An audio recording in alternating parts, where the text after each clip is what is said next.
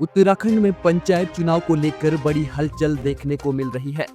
हरिद्वार को छोड़कर राज्य के बाकी 12 जिलों में त्रिस्तरीय पंचायत चुनाव अगले महीने कराए जाने की पूरी तैयारी हो चुकी है। सूत्रों के अनुसार चुनाव की अधिसूचना 20 जून को जारी हो सकती है। मतदान के लिए 10 जुलाई की तिथि प्रस्तावित है, लेकिन अगर निर्वाचन आयोग 2 चरणों में मतदान कराना चाहे तो इसकी शुरुआत 7 जुलाई से भी की जा सकती है। साथ ही मतगणना 15 जुलाई से शुरू होने की संभावना है। प्रदेश के 343 जिला पंचायतों, 2936 क्षेत्र पंचायतों और 7505 ग्राम पंचायतों का 5 वर्षीय कार्यकाल दिसंबर 2024 में पूरा हो चुका था। इसके बाद 6 महीने के लिए पंचायतों को प्रशासकों के हवाले कर दिया गया था। अब यह कार्यकाल भी समाप्त हो चुका है और 31 जुलाई तक के लिए नए सिरे से प्रशासक तैनात किए गए हैं।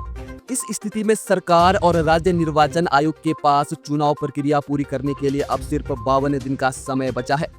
इस बीच पंचायती राज अधिनियम में संशोधन करते हुए प्रशासकों का कार्यकाल 1 वर्ष करने का अध्यादेश दोबारा राजभवन भेजा गया था। इससे पहले इस अध्यादेश को राजभवन ने विधायी विभाग को पुनर्विचार के लिए लौटा दिया था।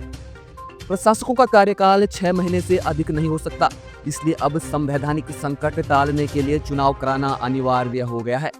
निर्वाचन आयोग ने अपनी तैयारियों को लगभग पूरा कर लिया है।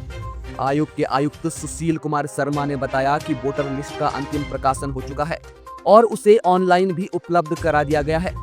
आयोग चुनाव प्रक्रिया के संचालन के लिए पूरी तरह तैयार है। इस बार परिसीमन के बाद पंचायतों की संख्या में भी बदलाव हुआ है। ग्राम पंचायतों की संख्या 7,796 से बढ़कर 7,823 हो गई है। ग्राम पंचायत वार्ड 59,219 से बढ़कर 59,357 हो गए हैं। जिला पंचायत की सीटें 385 से बढ़कर 389 हो गई हैं, जबकि क्षेत्र पंचायतों की संख्या 3,162 से घटकर 3,157 हो गई हैं। वहीं आरक्षण निर्धारण के लिए राज्य की जनसंख्या को इकाई मानकर फार्मूला लागू किया गया है। जिला पंचायत अध्यक्ष पदों में अनुसूचित जाति और ओबीसी के लिए 2-2 सीटें आरक्षित की जाएंगी, जिनमें एक महिला के लिए आरक्षित होंगी।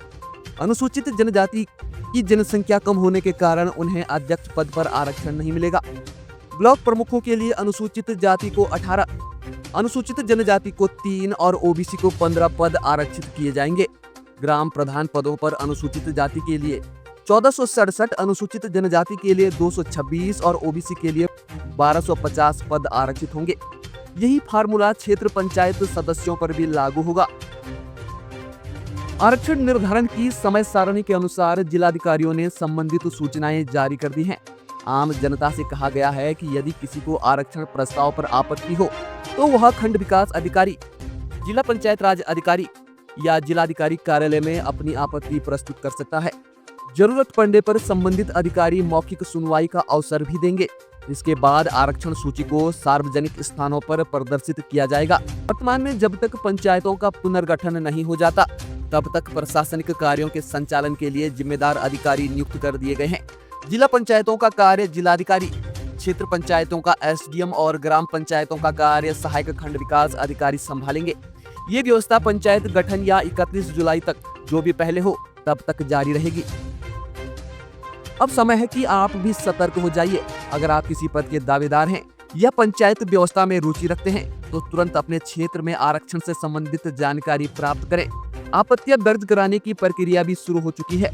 इस जानकारी को अपने गांव, अपने क्षेत्र और अपने लोगों तक जरूर साझा करें, ताकि सभी लोग जागरूक रहें और लोकतांत्रिक प्रक्रिया में भागीदारी निभा सके। प्यारे दर्शकों, इस खबर में बस इतना ही। नमस्कार।